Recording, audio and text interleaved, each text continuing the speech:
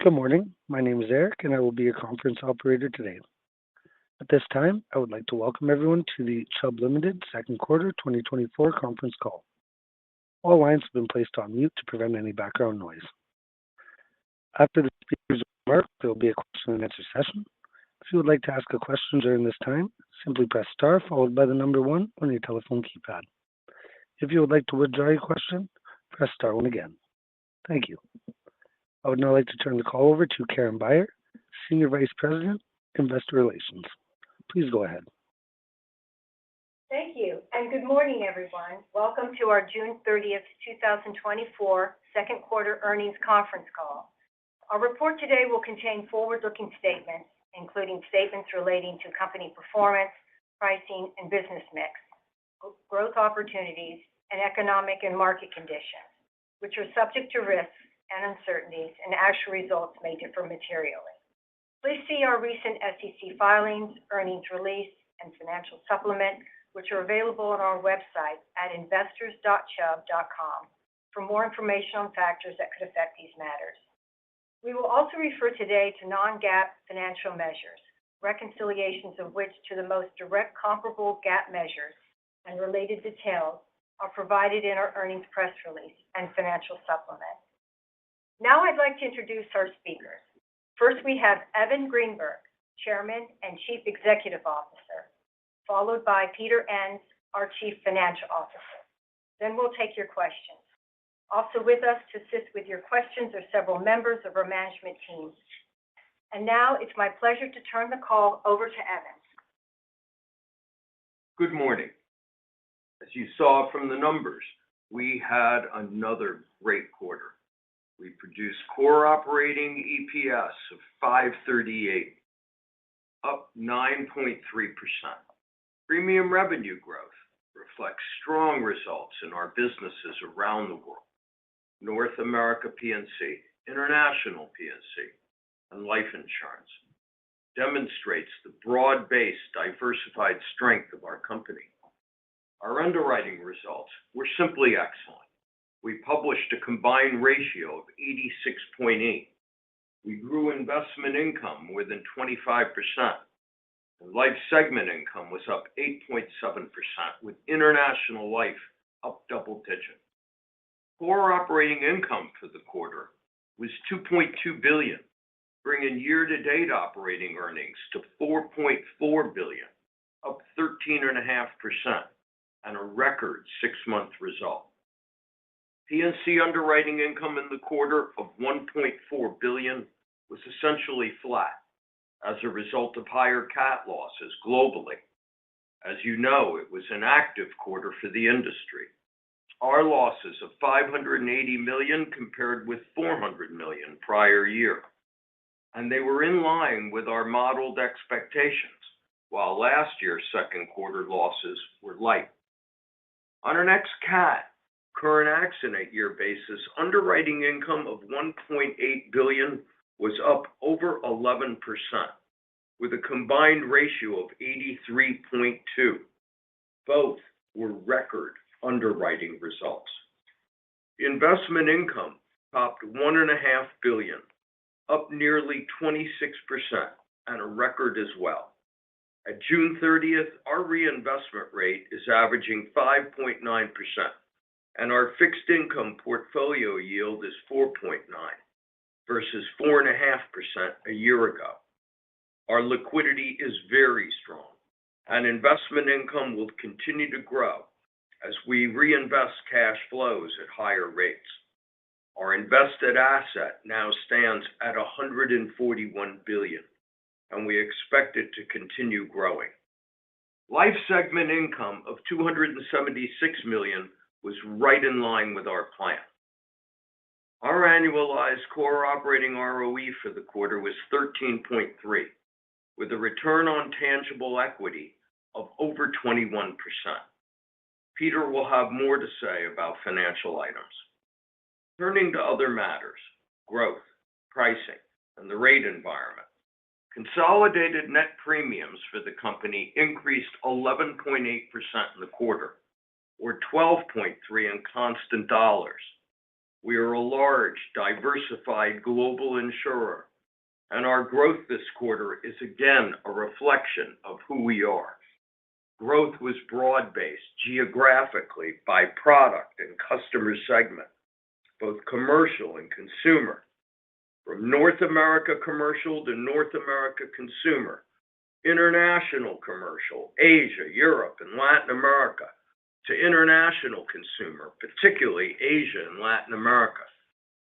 In terms of the commercial P&C rate environment, overall conditions remain favorable in both property, which is naturally more competitive, and casualty, which is firming in those classes that require rate.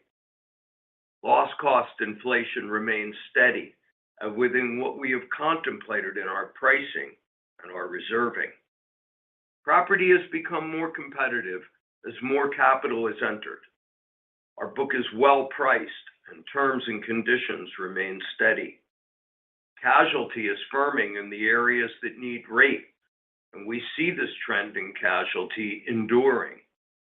And I'm going to give you some more color by division. So let's start with North America. Premiums excluding agriculture were up 8% and consisted of 12.3% growth in personal lines and 6.7% growth in commercial, with all P&C lines, including comp, up 8.7% and financial lines down about 3%.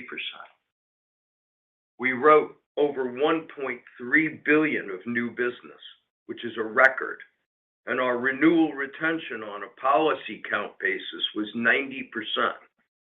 Both speak to the reasonably disciplined tone of the market and our excellent operating performance. Premiums in our major accounts and specialty division increased 6.5%, with P&C up about 8% and financial lines down 2.5%. Our E&S business grew about 8.5%. Premiums in our middle market division increased about 7.5%, with P&C lines up almost 11% and financial lines down 4.5%. Again, the underwriting environment in North America is generally favorable and rational. Financial lines aside, P&C pricing, excluding financial lines and comp, was up 8.3%, with rates up 5.5% and exposure change of 2.7%. Financial lines pricing was down 3.2%, with rates down about 3.5% and exposure up 0.3%. In workers' comp, which includes both primary and large account risk management comp, pricing was up 4.2%, with rates up 1.6% and exposure up 2.6%. And breaking down P&C pricing further, property pricing was up 5.3%, with rates up about 1.1% and exposure change of 4.2%. Large account, shared and layered, and E&S property pricing was flat to down, while in the middle market, rates continued to rise, about 7%. We are big in all three, and again, all three are priced adequately. Casualty pricing in North America was up 11.7%, with rates up 9.9% and exposure up 1.6%. Loss costs in North America remain stable, in line with what we contemplate in our loss picks. Loss costs for P&C, excluding financial lines and comp, are trending at 7.3%, with short tail classes up 5.3% and casualty, excluding comp, at 8.6%. We are trending our first dollar work comp book at 4.6%. As I said, when it comes to financial lines, the underwriting environment in a number of classes is simply not smart. We are trading growth for a reasonable underwriting margin. We are trending financial lines loss costs at just over 5%. On the consumer side of North America, our high net worth personal lines business had another outstanding quarter. with premium growth of over 12%, including new business growth of 30%. Premium growth for our true high net worth segments, the group that seeks our brand for the differentiated coverage and service we are known for, grew 17%. These numbers are really impressive when you consider our high net worth personal lines division is almost a $7 billion business. Our homeowners pricing was up 14.6 in the quarter, while the loss cost trend remains steady at 10.5%. Turning to our international general insurance operations, net premiums were up over 16.5% in constant dollar. Our international commercial business grew nearly 14%, while consumer was up almost 21%.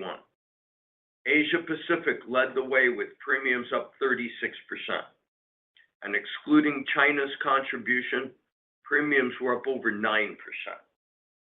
Latin America had a strong quarter, with premiums up about 12%, and Europe retail grew over 9%, with the continent up 11%. 41% of our overseas general division's premium is consumer, both A&H and personal lines, and it's growing at a good clip. In the quarter, premiums in our international A&H business were up over 10.5%, led by Asia Pacific and Europe. Our international personal lines business had another excellent quarter, with growth of 32%, led by Asia Pac and Latin America. We continue to achieve positive rate to exposure across our international commercial portfolio, with retail, property, and casualty lines pricing up 6.1%, and financial lines pricing down 4.1%. Loss cost inflation across our international retail commercial portfolio is trending at 5.8%, with P&C lines trending 6.1% and financial lines trending 4.8%. In our international life insurance business, which is fundamentally Asia, premiums were up 31.7% in constant dollar. Excluding China, life premiums were up almost 10%. Depending on the country, growth was driven by tied agency, brokerage, bank assurance, and direct marketing distribution channels. International life earnings grew over 15% in the quarter in constant dollar. Lastly, Global Re had a strong quarter, with premium growth exceeding 40% and a combined ratio of 72.7. Growth was property-driven, both risk and cat, and in the quarter we wrote more one-off structured transactions, which contributed to our growth. In summary, as you can see, we had a great quarter, and again, our results reflect the strength, the breadth, and the depth globally of the company. We are confident in our ability to continue growing our operating earnings at a superior rate through P&C revenue growth and underwriting margins, investment income, and life income. I'm going to turn the call over to Peter, and we're going to come back and take your questions. Good morning. As you know, our balance sheet and overall financial position are very strong and just got stronger, benefiting from our first half results. Our underwriting and investment results continue to generate substantial capital and significant positive cash flow. Our book value reached over $61 billion, or $151 per share, and adjusted operating cash flow for the quarter and through 6 months were 3.6 and a record 7.2 billion, respectively. We returned $939 million of capital to shareholders this quarter, including $570 million in share repurchases and $369 million in dividends, and $1.6 billion in total through 6 months. Book and tangible book value per share, excluding AOCI, increased 2.6 and 3.1% respectively for the quarter, and 4.9 and 6.1% respectively year to date, benefiting from core operating income partially offset by capital return to shareholders noted earlier. In addition, we closed on 2 small acquisitions this quarter, Healthy Paws, a pet insurance business, and Catalyst Aviation, which together diluted tangible book value by about $300 million. Core operating ROE and return on tangible equity were 13.3% and 21.1% respectively for the quarter, and 13.6% and a record 21.6% respectively year to date. Turning to investments, our A-rated portfolio produced adjusted net investment income of $1.56 billion, which included approximately $30 million of higher than normal income from private equity and other areas. We expect our quarterly adjusted net investment income to average approximately $1.57 to $1.63 billion for the remainder of the year. Regarding underwriting results, the quarter included pre-tax catastrophe losses of $580 million, which were principally from weather-related events, split 75% in the U.S. and 25% internationally. Prior period development in the quarter in our active companies was a positive $285 million pre-tax, with $144 million in North America commercial, $64 million in North America personal, $61 million in overseas general, and $16 million in global retail. The $285 million was split 35% long tail lines, predominantly in North America commercial, and 65% in short tail lines. Our corporate runoff portfolio had adverse development of $93 million, mostly coming from molestation-related claims development. Our paid to incurred ratio for the quarter was 71% and 77% year to date. Our core effective tax rate was 18.8% for the quarter, which is within our guided range. We continue to expect our core effective tax rate to be within 18.75 to 19.25 for the remainder of this year. I'll now turn the call back over to Karen. Thank you. We'll be happy to take your questions. At this time, I would like to remind everyone, in order to ask a question, press star, then the number 1 on your telephone keypad. Your first question comes from the line of Michael Zaremski with BMO Capital Markets. Please go ahead. Hey, great. Good morning. Most of the focus, as you know, and you gave good commentary, Evan, as you usually do on loss cost trends. I'm trying my best to use the live transcript to true up some of the quarter over quarters, but I believe you made commentary about loss cost trend in North America, specifically being stable and kind of in line with your expectations. But I think you said it was excluding comp in the 8s, and I believe last quarter was in the 7s. So just curious, is loss cost trend changing a bit in terms of the trend line?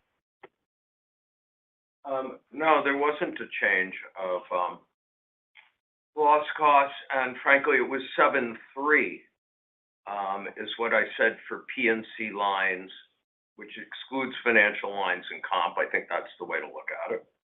And the 8s was pricing, was up 8.3. Pricing exceeded loss costs, P&C lines.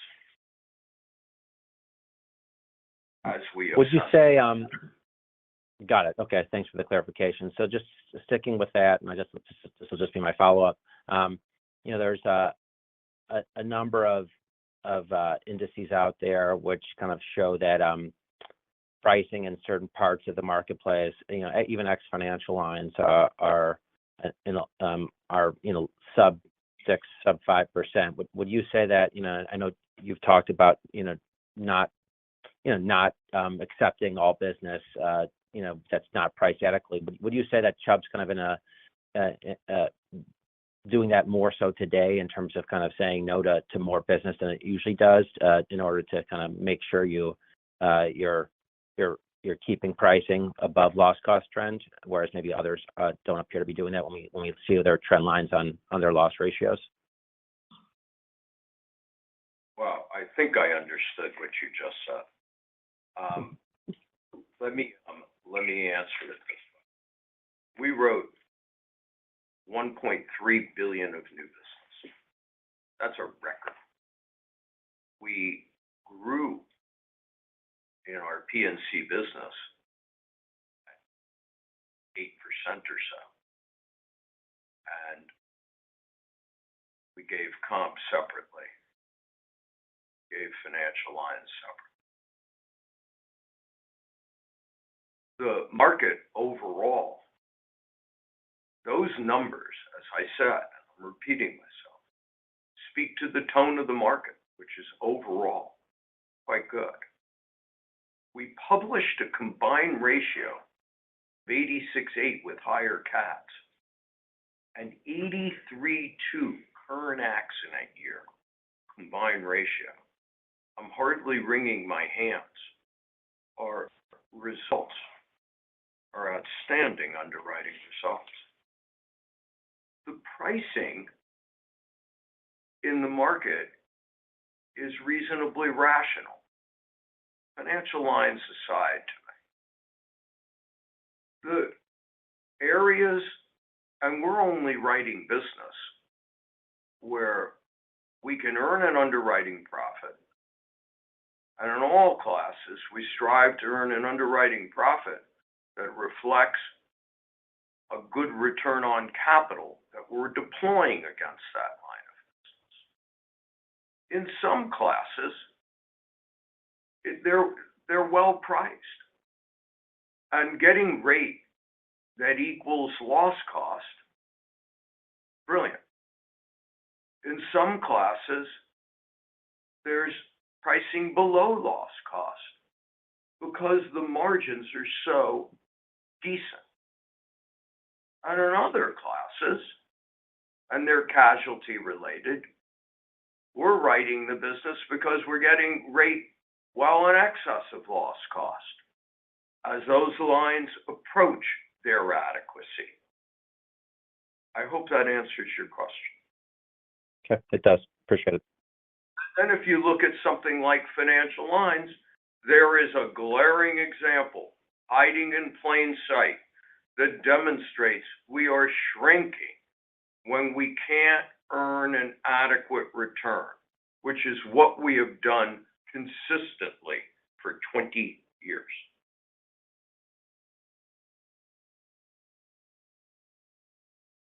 The next question comes from the line of Paul Newsome with Piper Sandler.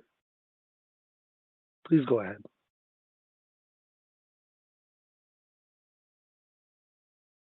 Morning, Paul.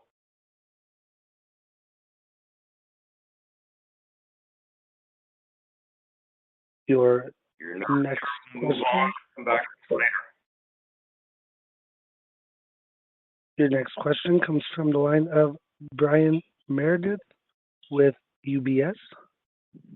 Please go ahead. Thanks. Thank you. Evan, I'm just curious. Hey, good morning. Given the good pricing you're still seeing in casualty lines right now, it's just a little surprised that we aren't seeing more growth in that area from y'all. And actually, if you just look at your pricing versus where the kind of premium growth was, it almost looks like you're shrinking a little bit on a absolute unit basis. Maybe correct me if there's something else going on that I'm just not seeing in the numbers. No, we're growing property. And the unit count grew well. So I don't know what, you don't have anything that reflects unit count. I was thinking casualty. You can't see number of policies. And you're talking property, right? No. My apologies. I said casualty. I'm just looking at your commercial casualty premium growth that you give us. My apologies. No, casualty is growing, and it's growing, in the areas that we think we should be growing. And then we have some areas, remember, in large account where we have been restructuring in troubled classes and increasing retentions, and we have accounts we've gotten off of or who've left us because of change of terms and all of that. It was worth about $50 million in the quarter, and that'll run its string. It's particularly auto liability related, but other than that, certain classes grew, some stayed flat, but overall casualty was up. Makes sense. Thank you. And then, I mean, just a second question, and I appreciate all the color on loss trend and stuff. But given some of the uncertainty that, others in the industry are talking about on, what's going on in the social inflation environment, are you all kind of thinking about maybe or are adding some additional IBNR to perhaps loss picks and stuff, or are we not at that point right now? That's a strange way of framing for me. You're either raising your loss pick, which is IBNR. It's IBNR in casualty. Generally, you're if it's on a more recent year, it's all IBNR. If it's due to case reserve on recent years, then hang on to your hat. And if you're whereas on older years, you could be raising your loss pick based on actual incurred claims. So to me, it's just simply another way of saying, are you raising your loss picks on more recent years? We already have raised our loss picks. It's already been baked into our business as we've gone along, and we've raised our loss cost trends, and we take rate against loss cost, and on a written basis, and then to earn through, we've been picking higher loss ratios over the last few years, and that's just steady. We haven't adjusted our loss picks this year for what we see in loss cost trends. The loss cost trends, as I said, remain steady with what we have contemplated. Now, as you do reserve studies, there are individual classes where, if you're taking a reserve charge, you're taking a reserve charge because that, by its nature, means you're raising your loss picks, which includes IBNR, on a cohort of years. It may be that you're raising it just because of development you see on older years. It may be that you see that flowing through to change your view of more recent years, and in which case you raise them. But that's study by study. I hope that answers your question. Yeah, it was very helpful. Thank you. You're welcome. Your next question comes from the line of Bob Huang with Morgan Stanley. Please go Hi, ahead. good morning. Morning. Morning. Just want to shift gears a little bit to personal lines. You grew an pretty incredible 42% premiums year to date. Can you maybe talk about the driver of this growth in North America personal, and also how should we think about just the growth trajectory of this line going forward? I understand, obviously, homeowner auto is going to be very different, but just curious your thoughts going forward. We did not grow North America personal lines 42% year to date, but we've grown it double digit year to date, and so just so we level set between each other, the line is growing at a very healthy rate. And look, there's a combination of reasons. It's broad-based growth. We're not growing simply in, cat-exposed, stressed areas. We're growing where high net worth customers have homes, and so that would, of course, have a strong cat-exposed element to it. But we're growing in a broad variety of geographies across the United States. We're getting improved rate to exposure. Our pricing, and we've worked on it for years now, our ability to price the business is far more sophisticated, and our by-peril pricing is very sophisticated. The services we provide and the richness of the coverage, if you are a customer whose profile meets our product, we're who you want. because the richness of the coverage and the way we administer it, that's what our brand is well known about. And there is a real increase in demand for Chubb. We are not the cheap guys on the street. And in fact, there are many who I personally will tell them, if you're looking for a cheaper price, let me give you the name of 3 other insurance companies. But no, they want Chubb, and the renewal retention rate and the growth in new business, it's very gratifying that way. And we're improving our services and constantly improving our services and in the way we communicate with our customer. And that is in front of us. We can continue improving this and improve which is the competitive profile of the product area. So, and then, yes, in cat exposed areas, we're getting well paid for the business we're writing. I don't mind saying we're reshaping and have been shaping in cat exposed areas to a healthier portfolio in terms of the quality of risk and whether they're just giving us cat business or they're giving us a broad base of business beyond cat exposure. And we're shaping that portfolio and getting priced reasonably for it. And we're purchasing enough protection to protect the balance sheet as we grow accumulations.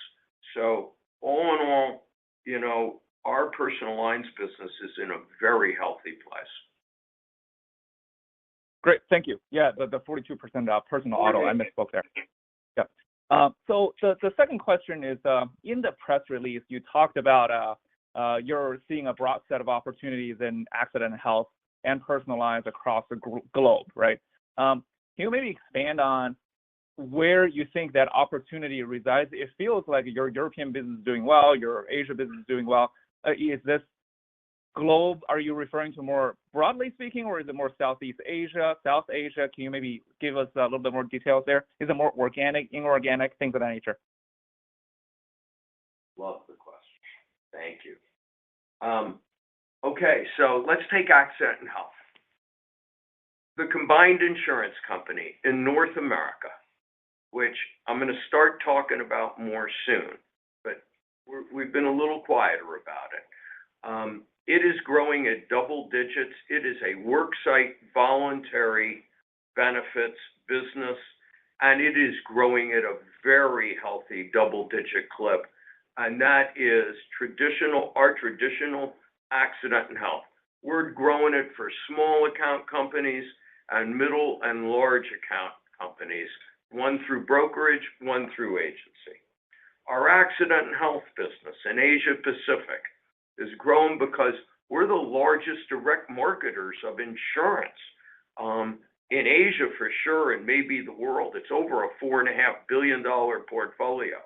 And our direct marketed A&H business growing in Korea, growing through Southeast Asia is an excellent contributor. Our digital distributed consumer lines business, think A&H and personal lines, with over 200 digital platforms from the grabs of Southeast Asia to the new banks of Latin America for what we call embedded or in-path selling for accident and health and simple consumer products. Think householders, think term life insurance, think device coverage for protecting devices is growing that's our digital business, growing at a very healthy double-digit clip. Travel insurance in Asia, growing well. In Europe, employer, employee, and direct marketed A&H growing very well. I could go on and on, but that's a flavor of how it's maybe giving you a sense granularly of how it is across the globe. Really appreciate that. So I think we'll look forward to more commentaries down the road about this. Thank you. You got it. Thanks for the questions. Your next question comes from the line of David Motemaden with Evercore ISI. Please go ahead. Good morning, David. Morning, Evan. I had a follow-up just on the North America P&C long tail ex comp Of course. loss trend. It sounds like that increased about a point sequentially. Just wondering what you saw in the quarter. No, it did not. It didn't. Go ahead, Paul. I think last quarter we had given a casualty number, which was in 8.6%, and comparison, that's a standalone casualty number. The number you just cited was P&C, ex financial lines and ex workers' comp. It didn't change. Did you hear that explanation to help you, David? Yeah, I did. It was a little faint, but I think I got most of it. So it just sounds. No, you want to let's repeat it. Paul, go ahead. The numbers didn't change sequentially. It might have been a different mix or different combination of product lines. So, the 7.3 that we cited was total ex financial lines and ex workers' compensation. Which we think is the purest way for you to hear casualty. Property and casualty in that.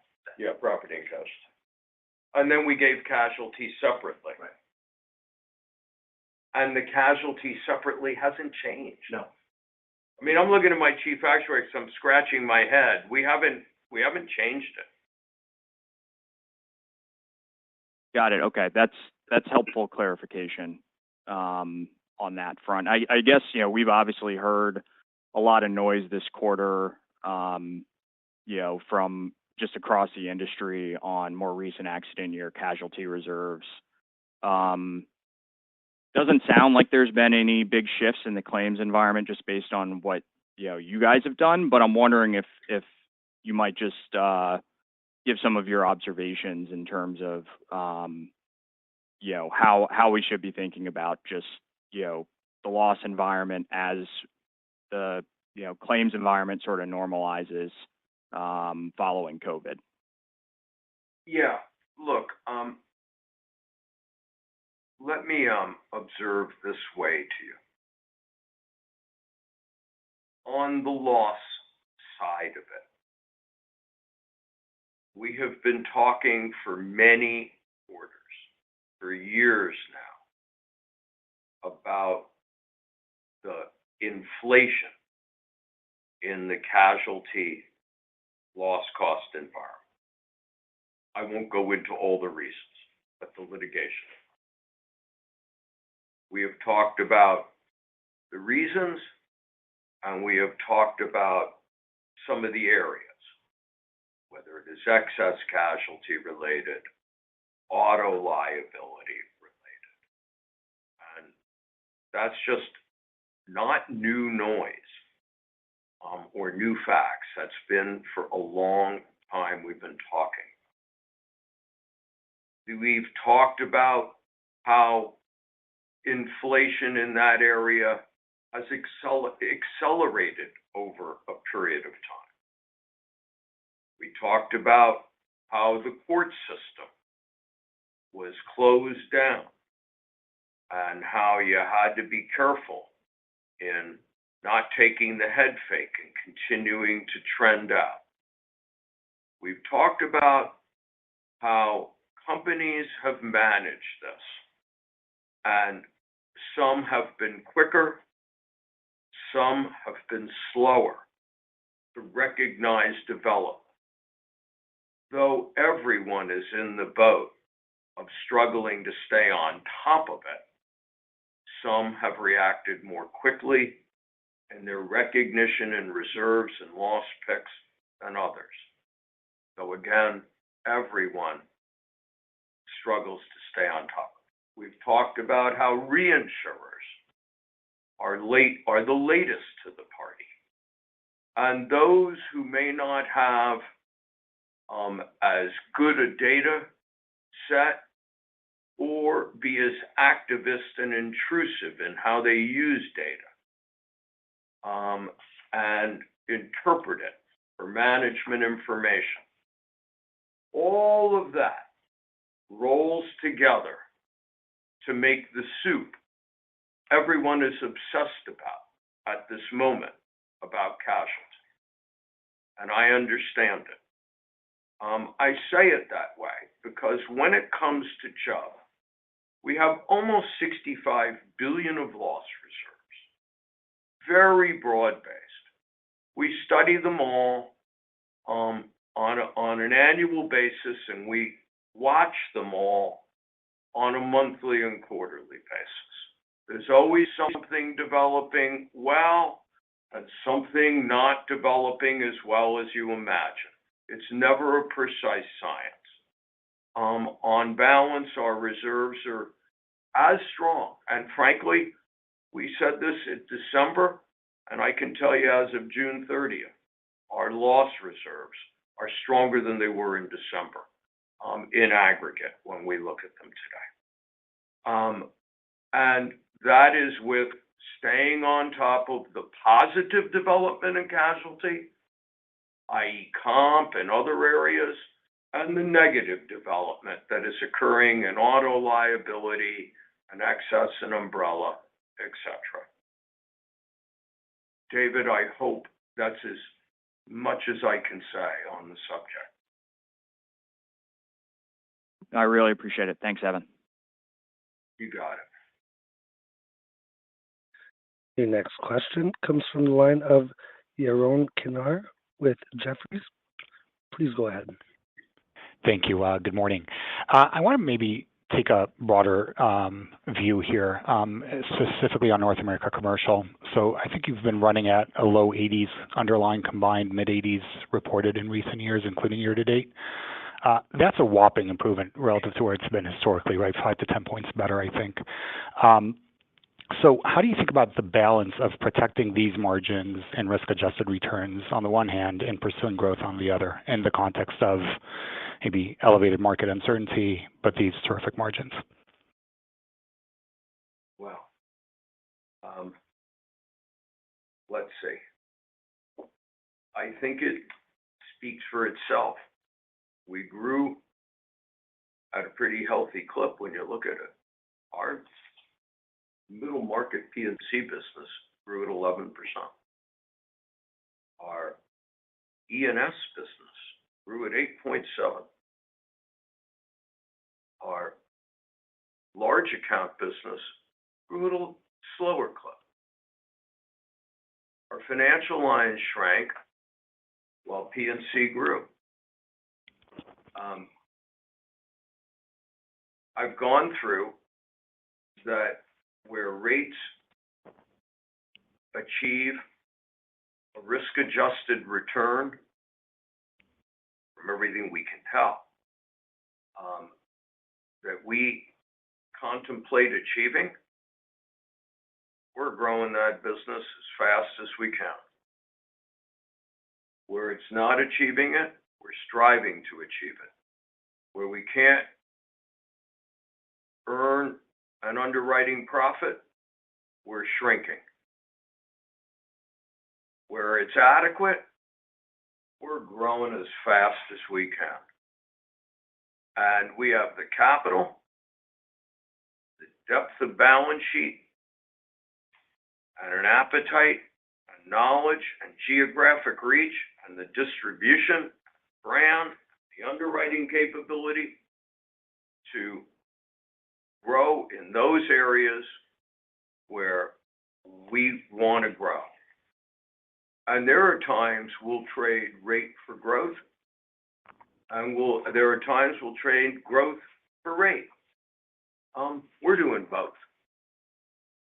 And when it comes to the current accident year combined ratio, you know, I've said before, and I've written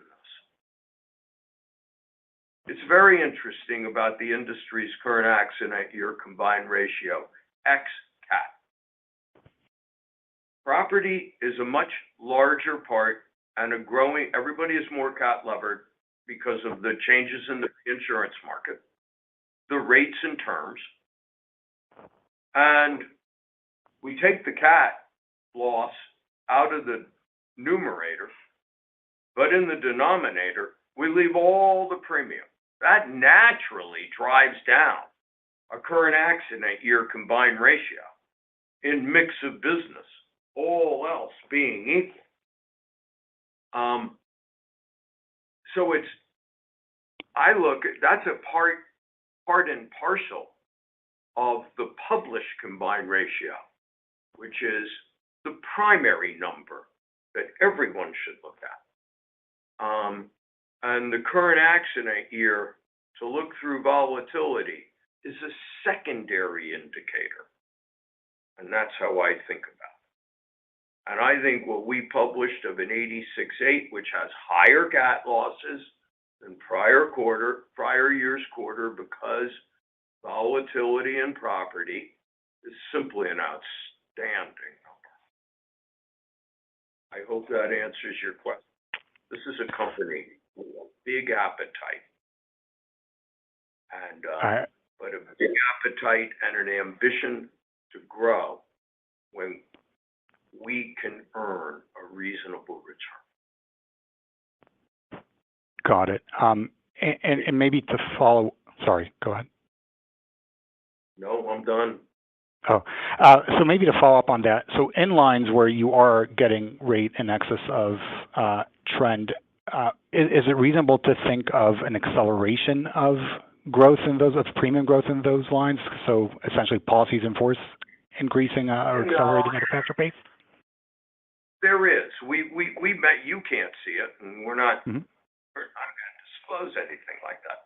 But it is apparent to us. Again, we wrote $1.3 billion of new business, a record. And we had a renewal retention rate policy count of 90%. I rest my case. Thank you. You're welcome.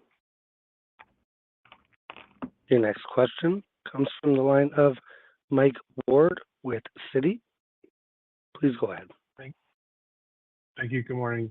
I was wondering on the prior period development. I don't think this has been asked, but I was hoping you could maybe break down I think it was $144 million in North America commercial. Just sort of curious, if there were any notable movements within that, including long-tail casualty versus workers' comp. Yeah, sure. We studied large account comp this quarter, and we studied auto liability across the organization, large, medium, small, all added together. Among other casualty lines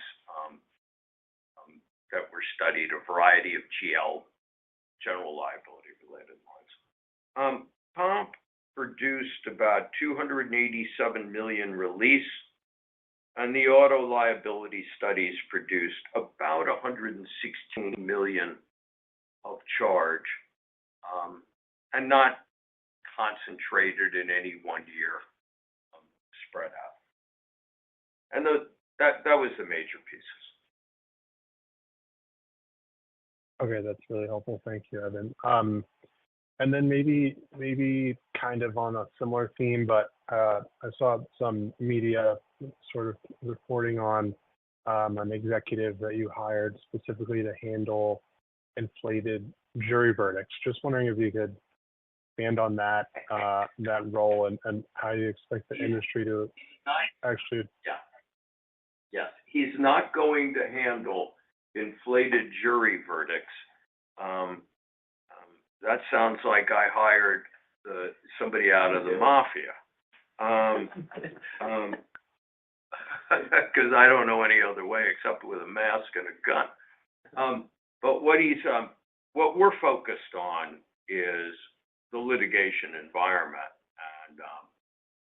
and what we can do to help galvanize and lead efforts among corporate America to pool our influence and our resources to impact the litigation environment, which is going to be impacted through the political arena and the regulatory arena. You got to get some laws changed, and it's a state by state when you get down to the critical issues, whether you're talking mass tort or you're talking individual large awards or you're talking litigation funding, any of that. And so we're going to double down on focusing on that to work with corporate America. That is waking up and becoming more energized about this. And I will in the future, I'm sure, have more to say about it.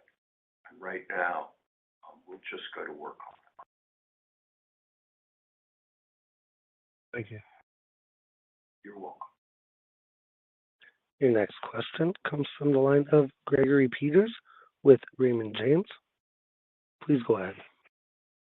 Good morning, everyone. It was started to touch upon this in the last question, but I wanted to step back. In the last 90 days, it seems like there's been a flurry of announcements from the company on management changes and promotions, and I'm curious, Evan, if you could just step back, give us a snapshot of what's going on behind the curtain. Sure. Behind the curtain. No curtain. What an energizing thing for this organization. We have a very well-oiled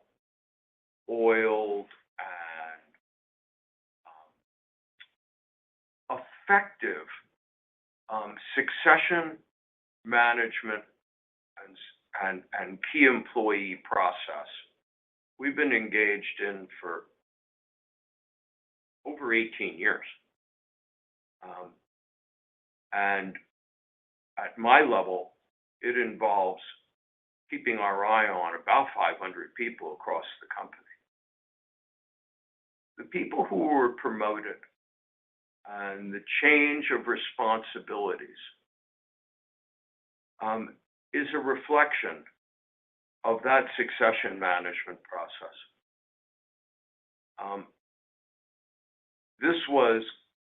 These changes were planned over 18 months ago. The individuals did. John Thielen. And we had planned it. John Lupa could do it. And we had planned for it. It's very orderly. It was individuals who've had long history with the company. They're of our culture. They have the talent, the capability to do more. The company, to state the obvious, look at the size and scale of it. It's growing.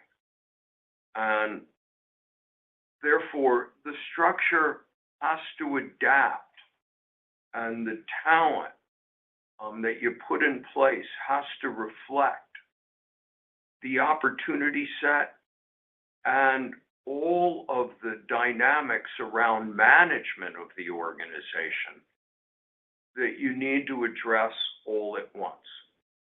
We have bigger strategic issues that have to do with opportunities, and we just talked about litigation, these massive structural things in front of us that Chubb as a leader has a responsibility and an opportunity to participate in.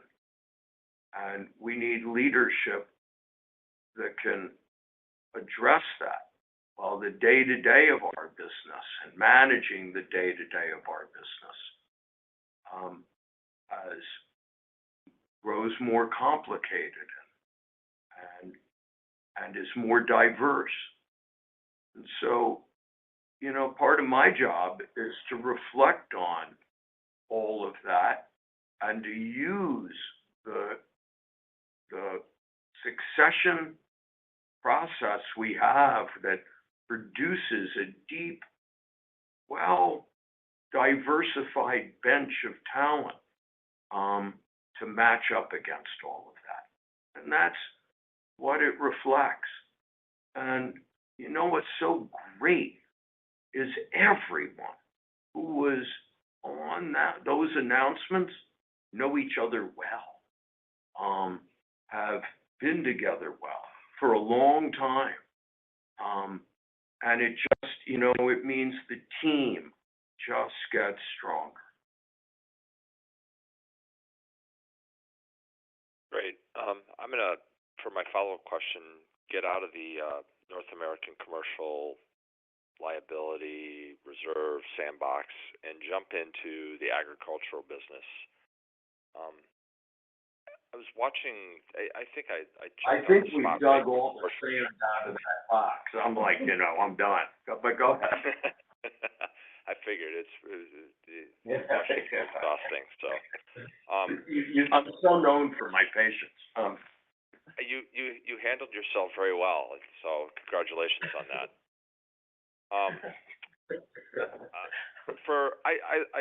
I checked the spot rate of a bushel of corn. Looks like it's down some 30% year over year. So, not that that's an arbiter of the outlook for your agricultural business, but maybe you could give us an update on how this year looks to be shaping up. Obviously, I know the harvest season's still emerging, but any color there would be helpful. Yeah, I'm going to be very careful because I'm not going to jinx myself in the middle of the game. But where we have concentration of exposure,